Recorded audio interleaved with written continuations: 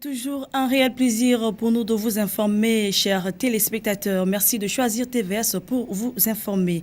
Les titres pour ce journal: découverte macabre d'un corps sans vie à l'ancienne gare routière. Et par ailleurs, le déclenchement d'un mouvement de grève hier à la société Sogamatec du côté de Vendo. Une fois de plus, merci de choisir TVS pour vous informer et surtout bon appétit à ceux qui sont à table et à ceux qui s'apprêtent à y passer. Comme annoncé, découverte hier à bord d'un taxi d'un corps sans vie à l'ancienne gare routière. Reportage avec Ephraim Biogo Edzo sur les images de James Mikia ICC. Un corps sans vie a été découvert très tôt ce matin au quartier ex-gare routière de Libreville par les populations du quartier. C'est à bord de ce véhicule à usage taxi, visiblement en panne, que le corps sans vie de ce compatriote a été découvert. Lors de notre passage sur les lieux, les forces de l'ordre procédaient au balisage du site, réduisant ainsi la circulation sur cette zone où plusieurs riverains s'empressaient de savoir et de connaître la victime. Il est à noter que les circonstances de ce décès ne sont toujours pas connues du grand public. Une enquête étant déjà diligentée par les forces de l'ordre permettra d'élucider plus d'infos sur cet énième cas. La découverte de ce corps sans vie vient relancer la problématique de la sécurité des personnes et des biens en cette période de camp 2012 que le Gabon co-organise avec la République sœur de Guinée équatoriale. Connaissant le professionnalisme de nos forces de l'ordre, c'est avec impatience que les riverains attendent des résultats de cette enquête. Voilà, nous poursuivons notre édition d'information. Les employés de la société Sogamatec sont rentrés en grève hier. Objectif, réclamation des meilleures conditions de travail. Les détails avec Arnaud Bassivabita sur les images de Jerry Mourmona. Il y a de l'eau dans le gaz à la société Sogamatec à Ovendo. En effet, les agents de cette entreprise ont lancé un mouvement de grève en vue de revendiquer, entre autres, la prime de logement. En dehors de la prime de logement, nous avons la possibilité nous voulons une augmentation de salaire parce que ici, c'est des milliards qui sortent tous les jours. J'en veux pour preuve, vous passez ici tous les 2 jours, vous voulez la SG défiler. Et malheureusement, à l'usine, personne n'a même 200 000. C'est vraiment regrettable parce qu'ici au Gabon, on a dit que c'est le plein emploi, mais là, les emplois, c'est du sous-emploi. Les ne sont pas respectés, on ne prend pas en considération les diplômes des gens, c'est-à-dire que c'est à la tête du client. Et puis à l'administration, il n'y a que des Camerounais parce que c'est une société camerounaise. Cette grogne illimitée voit le jour, semble-t-il, après donc un préavis qui avait été fait il y a une semaine. Ces employés estiment que la hiérarchie foule aux pieds leur déontologie. On a collé les banderoles parce que déjà la direction n'a pas voulu respecter les consignes de préavis de grève. Dans le préavis de grève, on a demandé le salaire de base doit augmenter, il faut une prime de logement. Et nous dénonçons exactement le contrat où il n'y a même pas de signature, il n'y a même pas de tampon de la direction. Entre autres, je vais encore vous dire que tout le personnel de Sogamatec n'a pas de carte professionnelle. Ça signifie que nous avons l'impression d'être dans un flou artistique au point où vraiment on se sent berné. D'après les informations qui nous ont été données, le personnel de Sogamatec ne percevrait pas son salaire régulièrement. C'est également ici l'une des raisons qui incite que le torchon brûle entre la direction et les agents. Le mécontentement de ces derniers a pour objectif d'attirer l'attention de leur direction générale sur leurs revendications. À l'heure de l'émergence et pour un bon fonctionnement de l'entreprise, les dirigeants se doivent d'instaurer un climat de sérénité car tout cela passe par le dialogue en vue de mettre en place un traitement qualitatif afin d'atteindre les objectifs escomptés. À bon attendeur, salut. La difficulté d'entretenir les logements des fonctionnaires au Gabon se pose avec beaucoup d'acuité. L'analyse avec Nina Sandrine Motinga sur les images de James Mikia ICC. L'entretien des logements construits par l'État aux fonctionnaires soulève des interrogations chez le commun des mortels qui regardent comme des simples spectateurs l'état de dégradation de ces bâtisses qui laisse à désirer.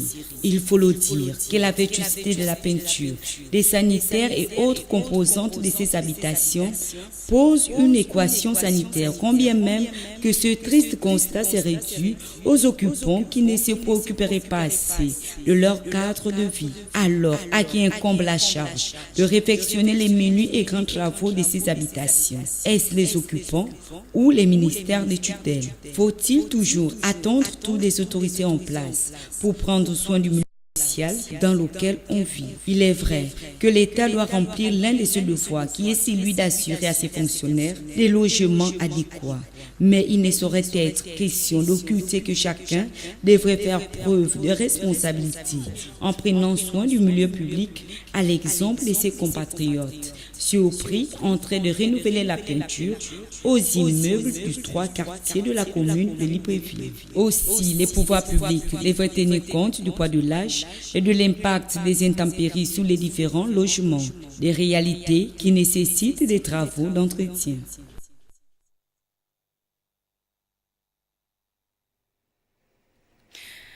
Étant donné que plusieurs invités de la Cannes sont dans nos murs, les responsables des cafétérias et des lieux de grillade n'ont pas manqué de revoir les mesures d'hygiène dans leur structure, suite à la recommandation de la mairie. Un reportage sous les images de Jerry Mouroumona.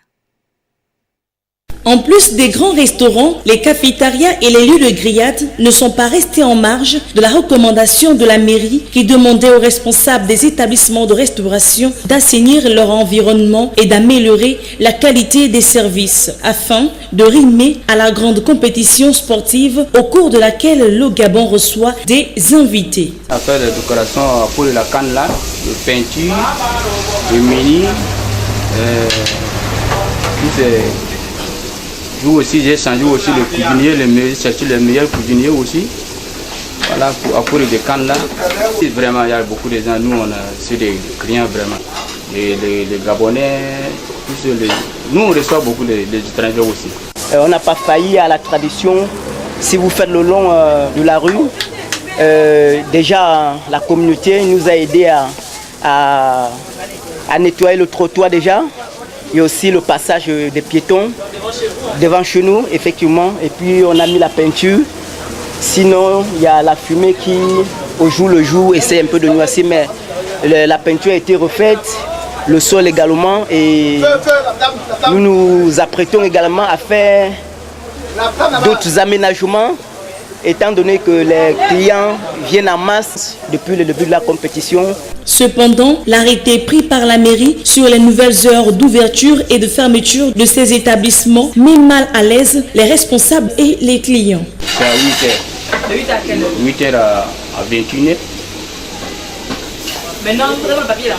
Le papier, nous on a demandé, c'est pas encore sorti. C'est le client qui se plaint parce qu'ils se disent qu'on ne s'ouvre pas trop. Normalement, on doit ouvrir entre 6h ou 6h30. Voilà, donc le client se plaint parce qu'on doit ouvrir tôt. Jusque maintenant, il y a d'autres qui rentrent au travail à 7h ou à 7h30. Mais si nous on ouvre à 8h, vous savez que ce temps, déjà les clients sont partis.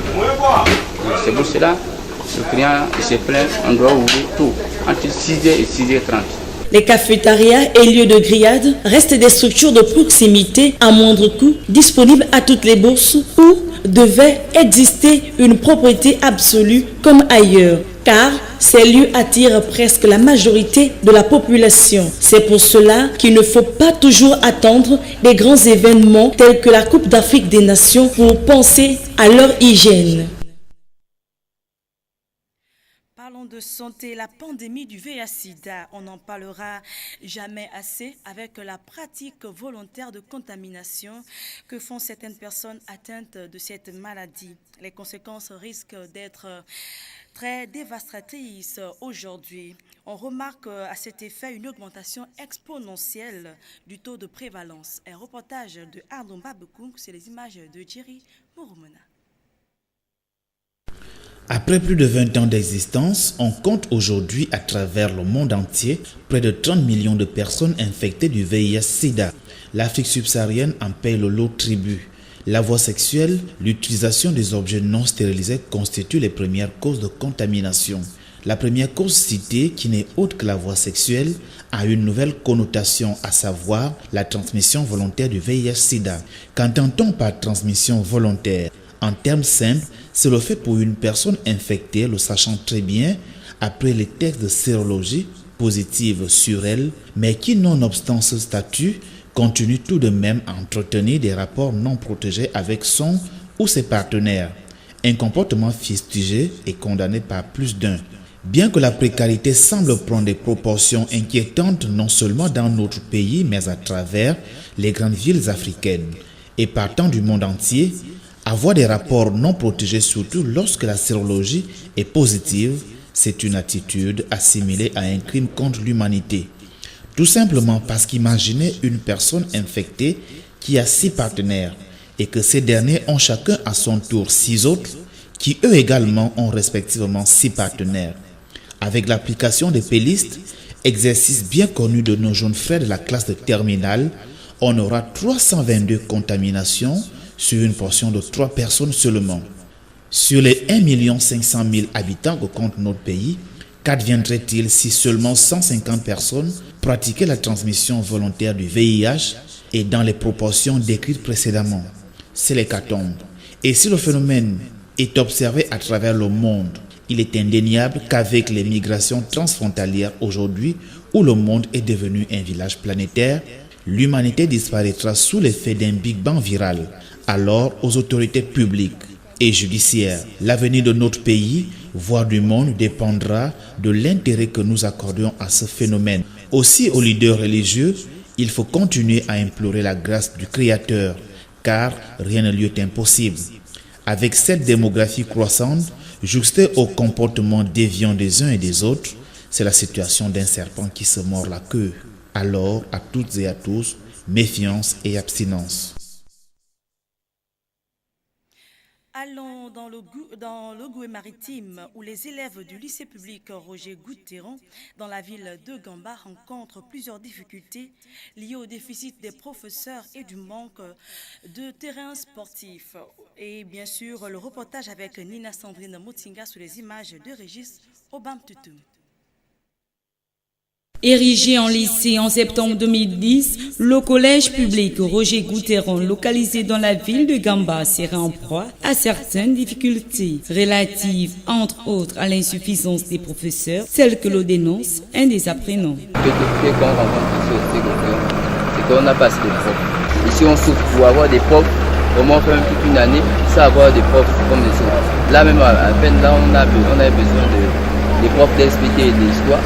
Ils sont venus au 2e trimestre et vous voyez, ça nous pose des problèmes. Et pour l'avancement, pour que une élève puisse bien apprendre, ça nous paralyse parce que pour faire le BPC, il y a d'autres qui n'auront pas ce temps-là. Parce qu'il y a d'autres qui sont en avance quand les textes vont arriver, ils seront perdus parce qu'il y a des choses qu'ils n'ont pas vues en fait. Dans cet établissement, hormis le problème du déficit des professeurs, se pose également celui de l'absence des structures sportives appropriées. Et il nous manque aussi les terrains de jeu, comme les terrains pour faire le PS, on n'a pas, pour faire la natation, on n'a aucun terrain de jeu. Il nous faut des salles de matériel, il n'y a pas assez de matériel, il n'y a pas... je peux appeler ça comment? Il n'y a pas vraiment des terrains où on peut pratiquer le sport qu'on nous apprend sur le plan pratique. On devait apprendre ça sur le plan pratique, alors c'est moi sur le plan éducation. Ayant pour leitmotiv, l'école fera de toi un homme libre, il est important que le cri lancé par les élèves du lycée public Goutheron de Gamba parvienne aux oreilles des preneurs des décisions pour que ces apprenants soient véritablement libres au sortir de leur cursus scolaire. Situation, espère-t-on, pourrait être résolue avec la construction des nouveaux bâtiments qui vont montrer dans ce lycée.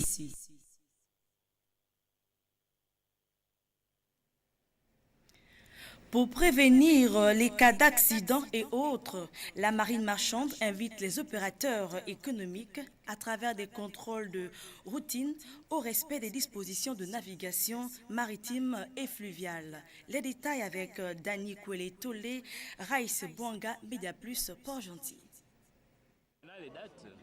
En multipliant les contrôles de routine, la marine marchande, tant à Port-Gentil qu'à Lambaréné, voudrait inviter les opérateurs économiques au respect des dispositions de la navigation maritime et fluviale. Les embarcations doivent avoir les documents à jour, agrément technique, certificat de navigation, immatriculation du navire, carte de marin et les gilets de sauvetage. Il s'agit de surveiller en mer et sur le fleuve l'application des règles en vigueur afin de mettre un terme au désordre observé sur nos eaux. Des contrôles qui limiteront des cas d'accident car il est régulièrement constaté des chargements ne répondant pas aux normes. Des navigateurs exposant parfois la vie des usagers. La navette de patrouille est constamment en circulation. Jusqu'ici, l'on déplore les difficultés de balisage le long du trajet Port-Gentil-Lambaréné.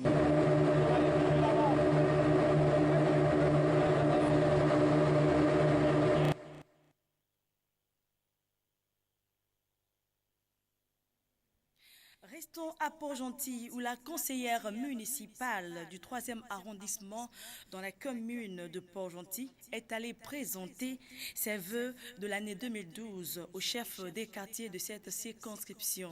Les détails avec Marius Nonda, Amat Ogula, Média Plus Port-Gentil. Élu municipal du 3e arrondissement, Kokolis Madungu a tenu à présenter ses vœux pour l'année 2012 aux auxiliaires de cette circonscription. C'est le domicile du chef Elemba au quartier Petite Route Hassan au Canal qui a prêté son cadre à la cérémonie sobre qui a eu lieu en présence des chefs et leurs épouses. Pourquoi une telle action? L'initiatrice s'explique. Et je me suis dit que quand tu habites dans un village où il y a beaucoup de personnes, il y a beaucoup de vieux, il faut le contact avec ces personnes-là. Et de surcroît, vous êtes les premiers piliers de la mairie, donc les chefs des quartiers.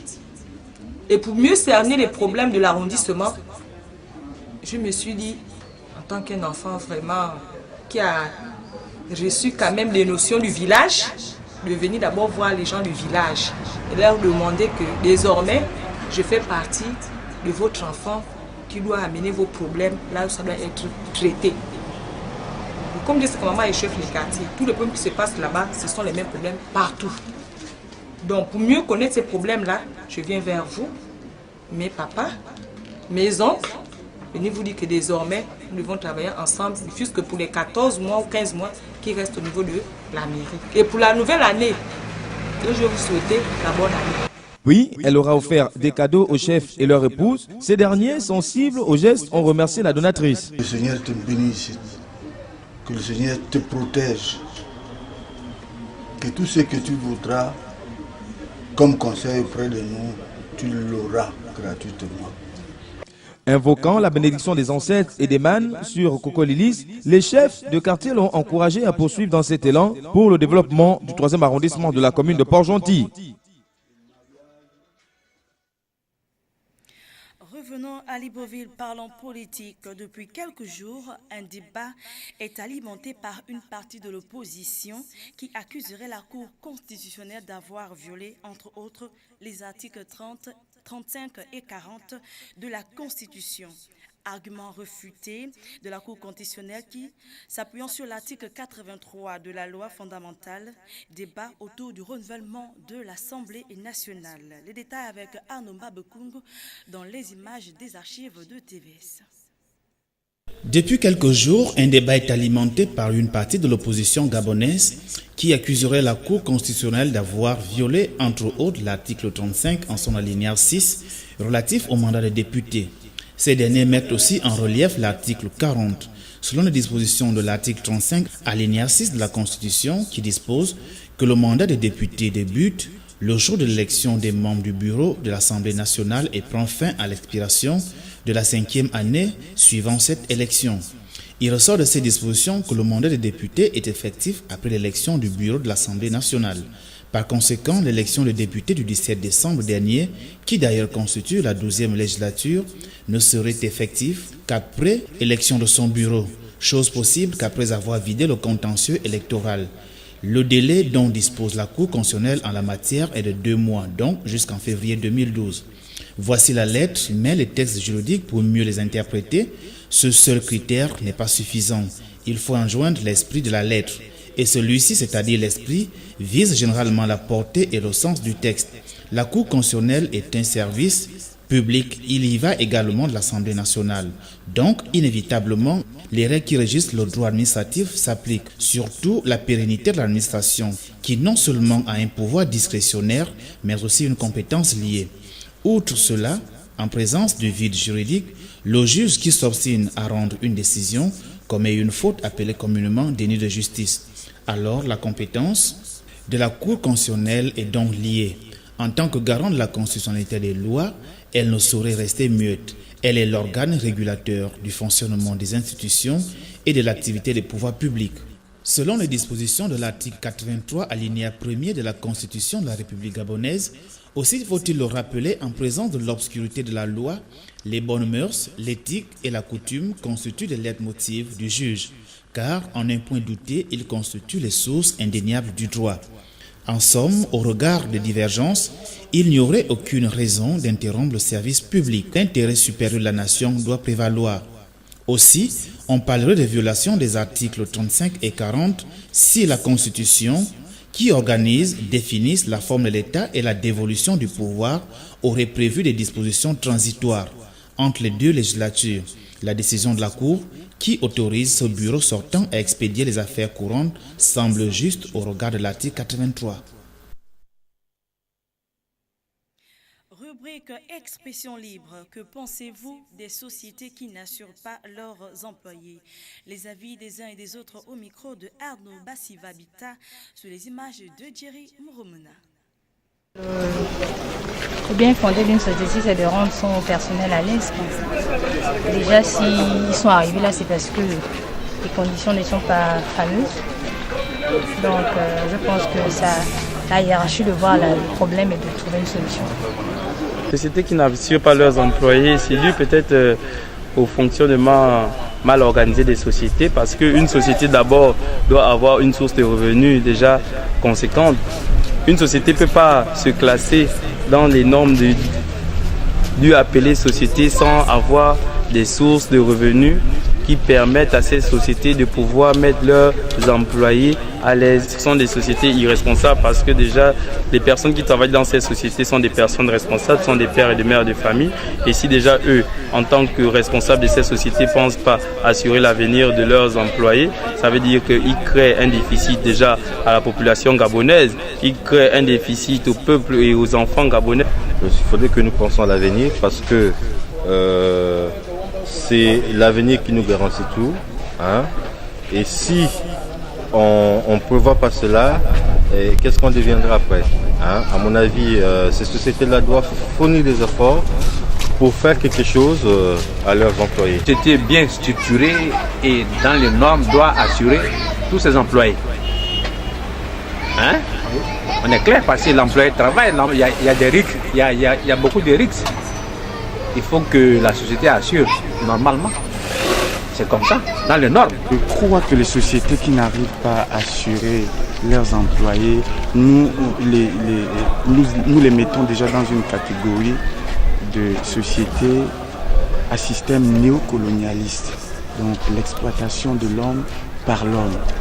Donc à cela, nous pensons que dans un état de droit comme le Gabon, où il y a une législation de travail, on se voit mal que effectivement cette législation en vigueur n'est pas observée.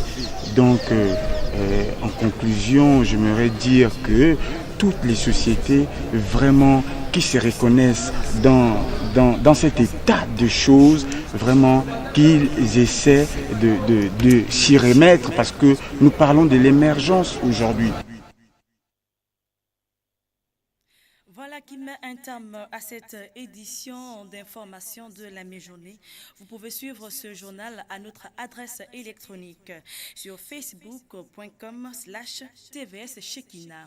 Je réitère pour vous, facebook.com/TVS Shekina. Merci d'avoir été des nôtres et bien sûr, je vous laisse en compagnie des programmes de TVS.